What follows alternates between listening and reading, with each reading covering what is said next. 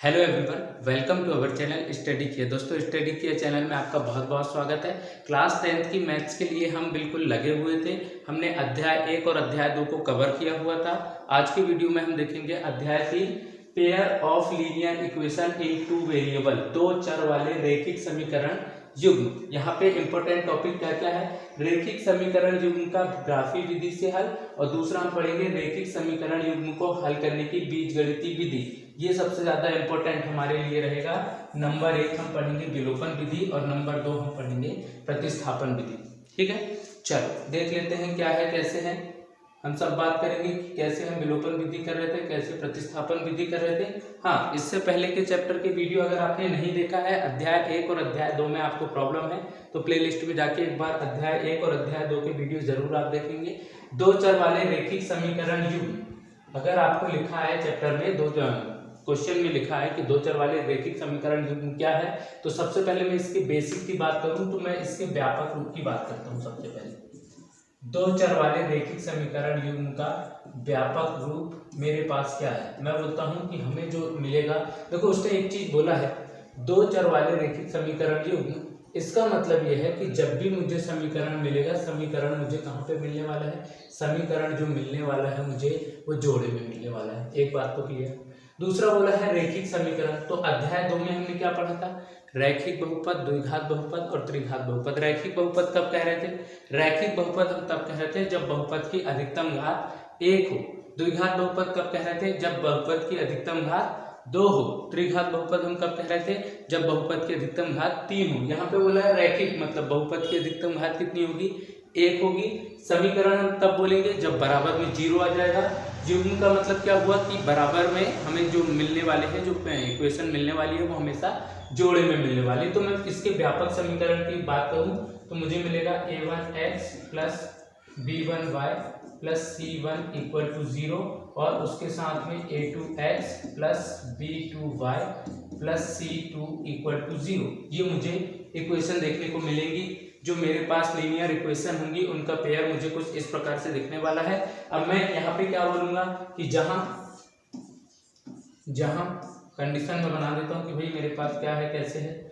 मैं बोल देता हूँ कि जहां पे जो ये है a1 b1 c1 और a2 b2 और c2, ये क्या है? ये हमारी है वास्तविक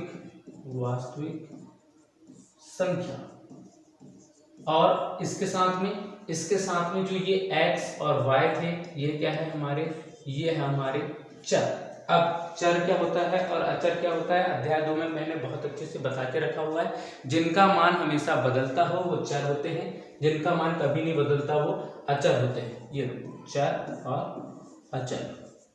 क्या बोला मैंने? जिनका मान हमेशा बदलता हो, मतलब ऐसे लिख देंगे इसको, तो जिनका मान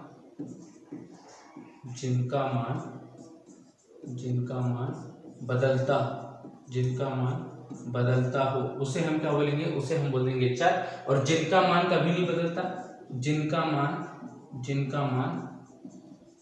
नहीं बदलता है, उन्हें हम क्या बोलेंगे? उन्हें हम बोलेंगे अचर। मतलब कांस्टेंट और वेरिएबल, जो कभी चेंज नहीं हो रहा वो कांस्टेंट है, और जो चेंज हो जा रहा है वो हमारा वेरिएबल। यहाँ तक की बातें क्लियर सबको? चल आगे देखा जाए क्या है। रैखिक समीकरण युग्म का ग्राफी विधि से हल। हमें क्या करना है? जो हमारे पास में जो रैखिक समीकरण थे, उन रैखिक समीकरण का जो जोड़ा था उसे हमें ग्राफी विधि से हल करना है। उसे कैसे हम करेंगे जरा समझ लेते हैं। देखो, जब हम करेंगे तो उसका हमारे पास कोई एक इक्वेशन होगी, हमारे पास दो समीकरण होंगे। उससे हम पहले उनका x अक्ष और y अक्ष का मान निकालेंगे। ठीक है, x और y के मान निकालेंगे। अब वो यहाँ पे हो सकता है कुछ आए, यहाँ पे कुछ आए, यहाँ पे कुछ आए, यहाँ पे कुछ आए, यहाँ पे कुछ आए। वैसे ही जो समीकरण 2 होगा उसके लिए भी हम क्या करेंगे? x और y के मान निकालेंगे। उसके लिए भी हम x और y के मान निकालेंगे। फिर से वो कुछ आएंगे कि भैया इतना नंबर है, इतना जो आया। इसके बाद हम इनको देखेंगे इस वाले ग्राफ में। ग्राफ ये x अक्ष होगा, ये y अक्ष होगा। इस पे हम क्या करेंगे? मान लेते हैं वो पॉइंट यहाँ आया है तो इसे हम x, y लिखेंगे। और इसके लिए अगला पॉइंट अगर यहाँ आ रहा है तो हम इसे ऐसे क्रॉस करा देंगे। बस इतना करना है। इतना समझे अगर आप, तो मैं आपको एक क्वेश्चन दिखा देता हूँ कि भाई क्वेश्चन कैसे आएगा। चलो एक क्वेश्चन ही ले लेते हैं यहाँ पे आपकी बुक से, ताकि आपको थोड़ा समझ में आए कि हाँ एक्चुअल में चल क्या रहा है। एक क्वेश्चन ले रहा हूँ मैं आपकी बुक से, अगर आपके पास बुक सामने में रखी हुई है तो आप बकायदा मैच करेंगे।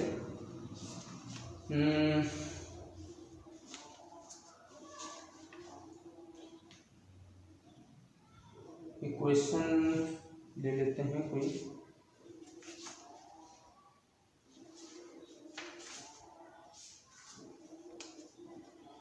क्वेश्चन मैं बता देता हूँ आपको कोई भी। ये लो, x + 3y = 6 एक एग्जाम्पल है।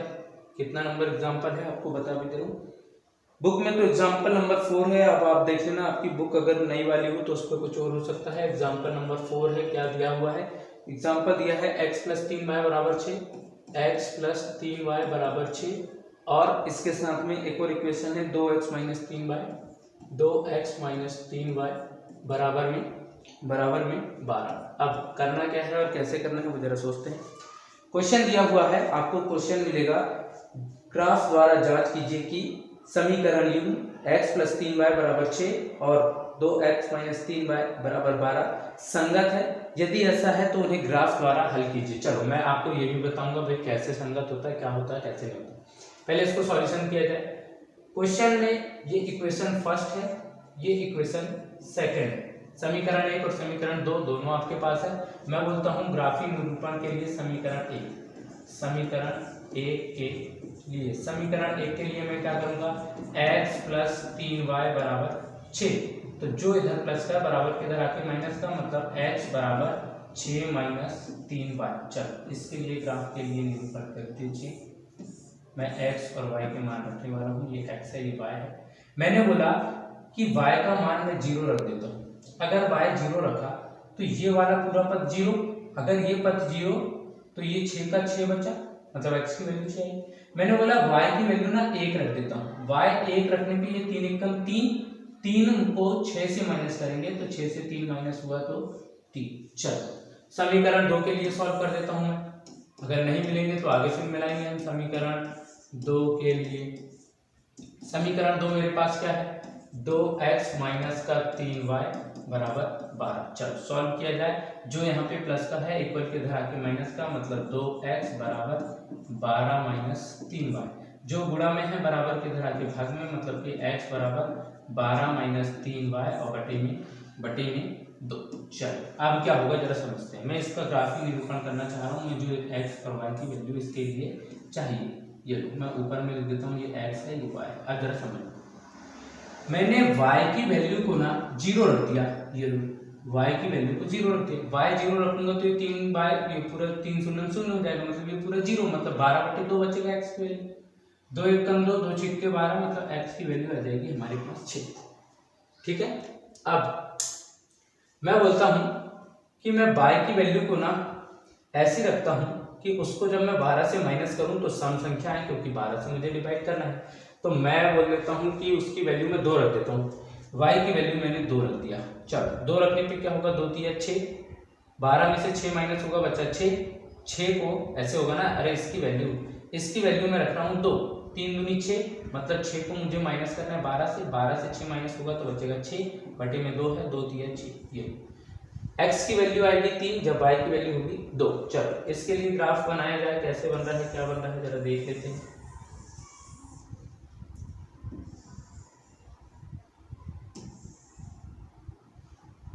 ग्राफ लेके आया जाएगा,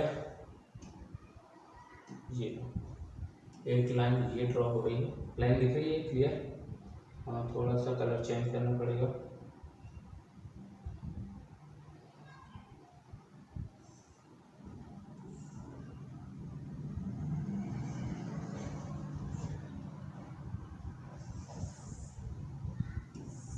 लाइन क्लियर दिख रही है क्या, या कलर चेंज करें?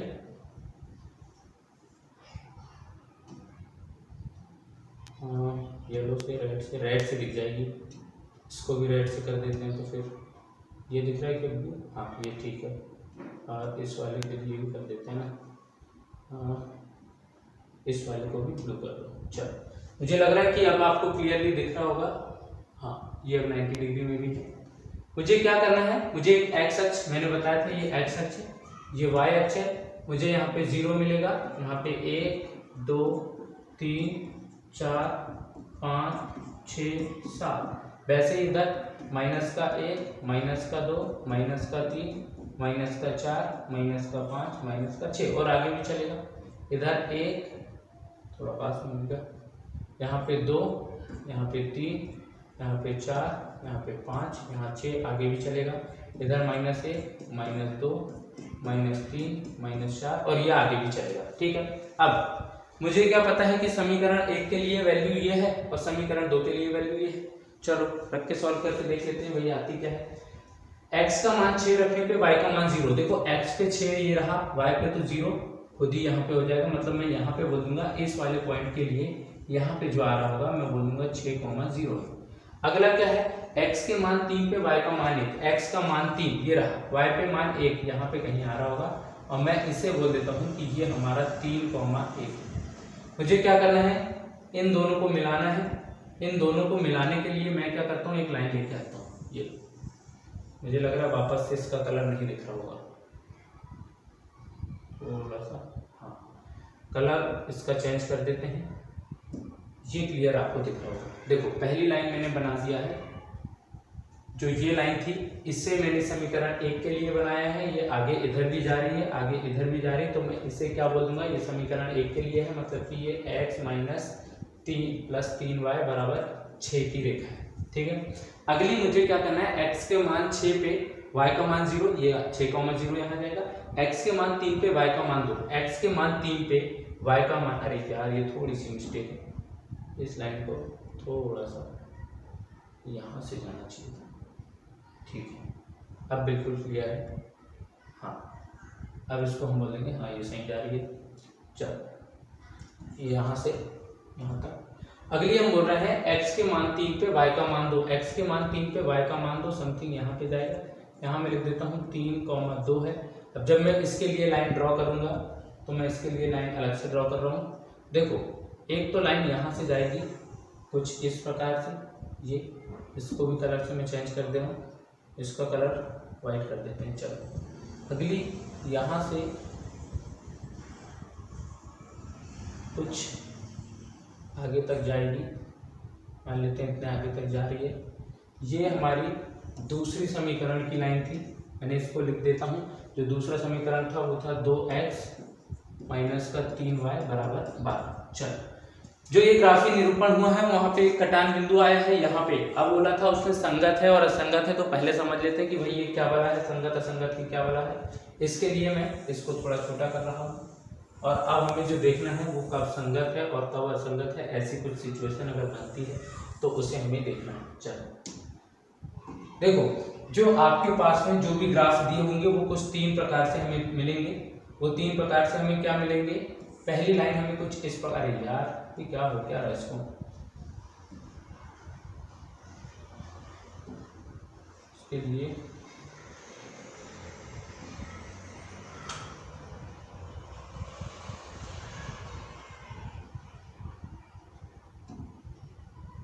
ये पहली लाइन आपको कुछ इस प्रकार से दिखेगी। दूसरी सिचुएशन आपको कुछ इस प्रकार से मिल सकती है।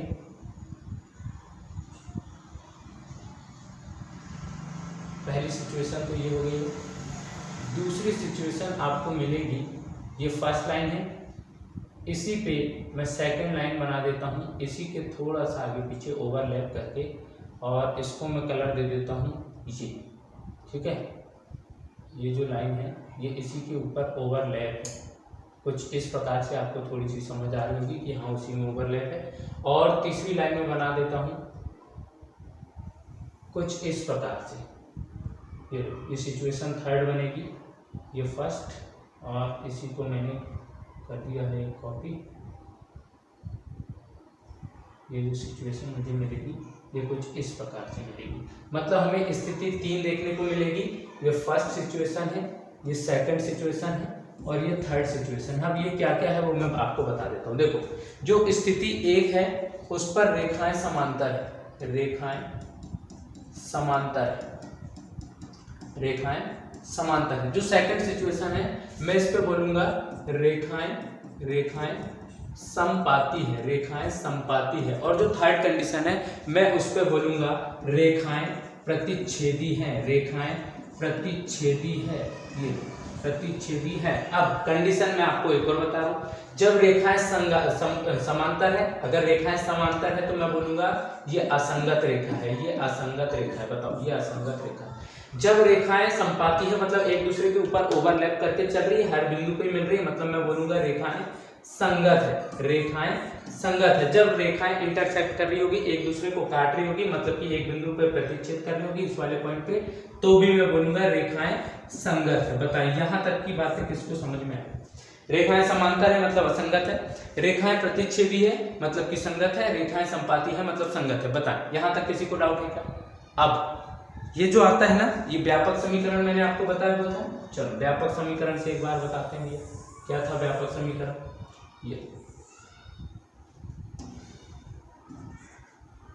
व्यापक समीकरण हमारे पास था a1x plus b1y plus c1 equal to 0 और a2x plus b2y plus c2 equal to 0, यही था। अब अनुपातों की तुलना करने की कहेगा। चलो आगे नेक्स्ट स्लाइड लेते हैं, थोड़ा छोटा हो रहा है। अनुपातों की तुलना हम करेंगे। अनुपातों की तुलना में हमारे पास जो व्यापक समीकरण थे उनका मैं व्यापक रूप आपको वापस से बता रहा हूँ कि जो हमारे पास रैखिक समीकरण थे उनके पास a1x था प्लस a b1y लेंगे plus b1y plus c1 equal to 0 और a2x plus b2y plus c2 equal to 0, ये हमारे पास रैखिक समीकरण के व्यापक रूप थे। अनुपातों की तुलना जो हम करेंगे वो हम 3 प्रकार से करने वाले हैं। वो क्या क्या है? ये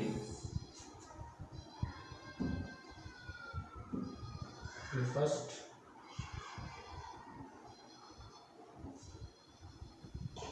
और यहां तक सेकंड ले लेंगे। चलो मैं बोलता हूं जब a1 अपॉन ऐसे लेंगे, जब a1 अपॉन a2 बराबर है b1 अपॉन b2 के और ये बराबर नहीं है c1 अपॉन c2 के, ये बराबर नहीं है c1 अपॉन c2 के। पहली सिचुएशन जब a1 अपॉन a2 बराबर नहीं है b1 अपॉन b2 के, दूसरी सिचुएशन।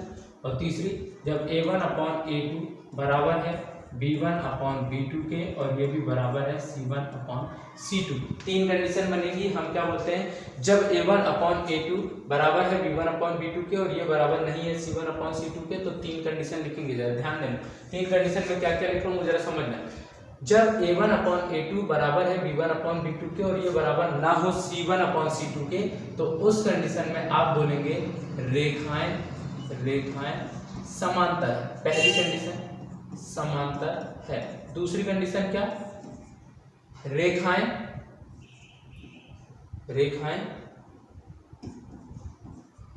ऐसे बोल देते सीधा असंगत है, सीधा बोल देंगे असंगत है, असंगत है। और तीसरी कंडीशन हम बोलेंगे क्या इसके कोई हल होंगे?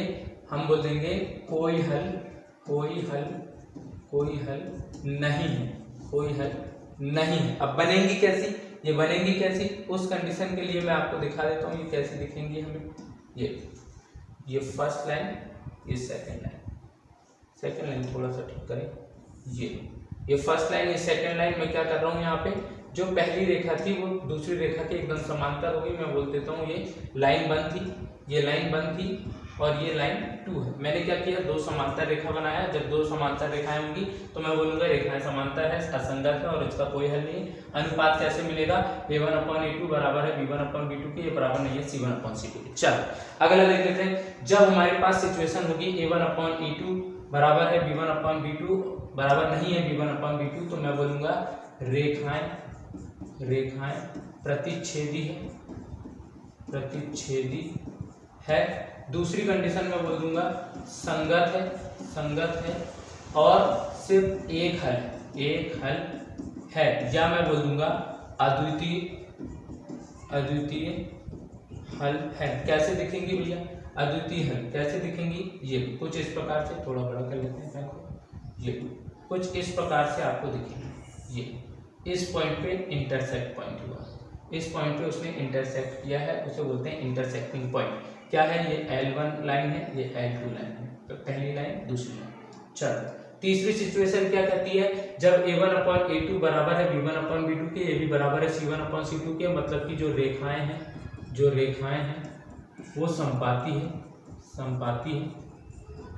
चलो रेखाएं संपाती है। दूसरी कंडीशन क्या, रेखाएं संगत है। तीसरी कंडीशन क्या, अनंत हल है, अनंत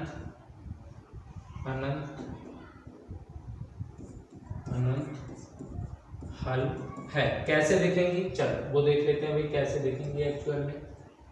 कि हमें ये दिखने कैसे वाली है, ये फर्स्ट लाइन,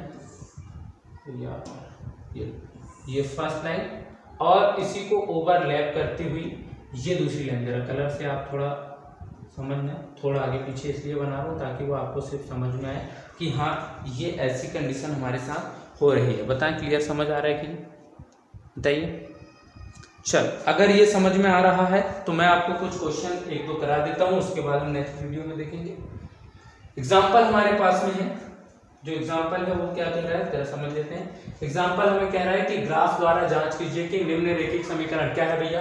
अरे ये तो हो गया, क्या यही तो हुआ था, x + 3y = 6 और 2x - 3y = 12। क्या करना है हमें, संगत है कि असंगत है, और यदि ऐसा है तो इन्हें ग्राफ द्वारा जांच कीजिए। भैया क्वेश्चन हो गया है, कहाँ हुआ है, ये देखो यहाँ पे, इसको जरा छोटा कर देना। ये क्वेश्चन पहले कर चुके थे अनुपातों की तुलना करने से पहले।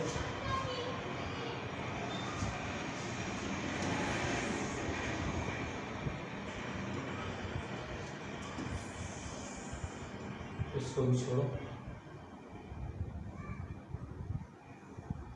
इसको हटा ही दे रहा हूँ।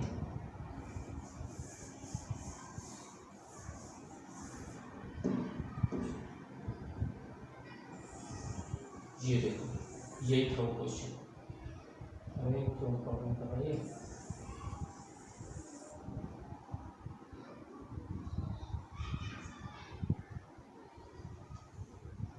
प्रॉब्लम कर रहा है। चलो ठीक है, ये वो क्वेश्चन था जिसकी मैं बात कर रहा हूँ। कुछ इस प्रकार से था, हमने बोला था कि ये रेखाएं संगत आ रही थी। मैंने आपको समीकरण 1 और समीकरण 2 दोनों आपको दिखा दिया था। सिस्टम प्रॉब्लम कर रहा है, नेक्स्ट वीडियो में आपको दिखा दूंगा एक्सरसाइज 3.1 में क्वेश्चन कैसे हैं, सेम पैटर्न चलेगा। चलिए आज की वीडियो को रखते हैं यहाँ तक। अगर वीडियो अच्छा लगा हो तो लाइक कीजिए, चैनल को सब्सक्राइब कीजिए।